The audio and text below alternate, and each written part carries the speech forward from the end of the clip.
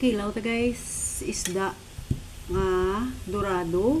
Ano tawag sa inyo? Green nga isda do, green ba?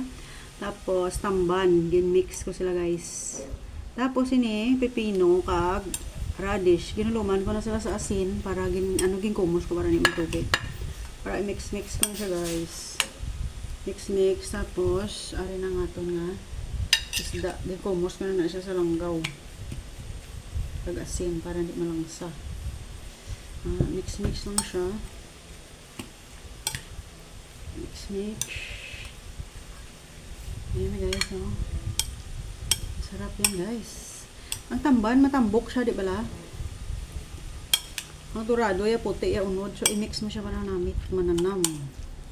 Tapos, meron ako din nga mga rikaari ng luya, nga ginkod ko. Gin-shred. Ginkod ng luya.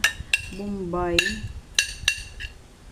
Tapos, ang katumbal. Ayan siya guys. Ayan na guys. Ayan. Mix natin.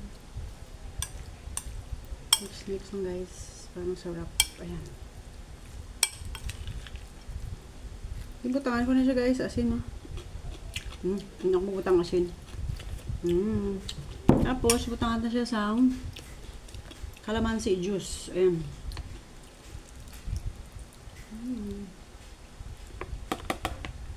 Calamansi juice.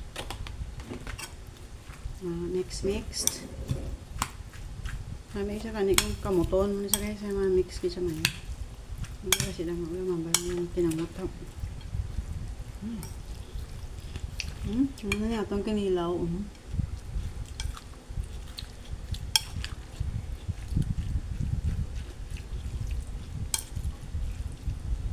Tapos,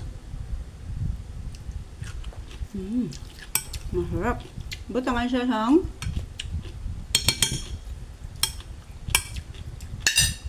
gata guys. Butangan ito sang gata nga fresh coconut.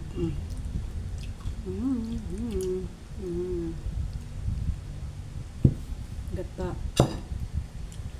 Tapos, lugay-lugayan natin. Sarap. Tanim mani pa ni guys mo. Sige na lang. Kaya kung iban magkilaw, hindi mo kaong guys, lawayan ko. Gusto ko akong makilaw kaya para masarap siya. Ayan, kinilaw natin. May gata na siya guys. Ayan. Kinilaw. Ano man yung sungga naman?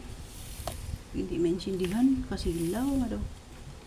Ayan guys, ang ating kinilaw. Masarap.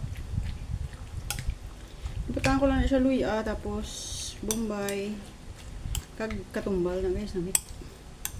I-mix nyo ang rabanus kag ang pipino. Ayan na. Ano guys, luto na yung ating luto.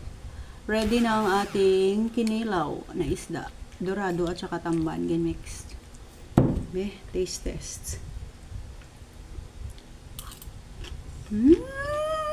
Masarap. Masarap guys. As in.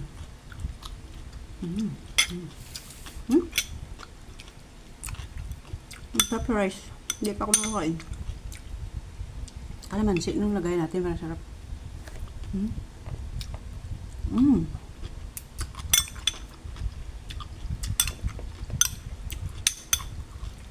Grabe sarap.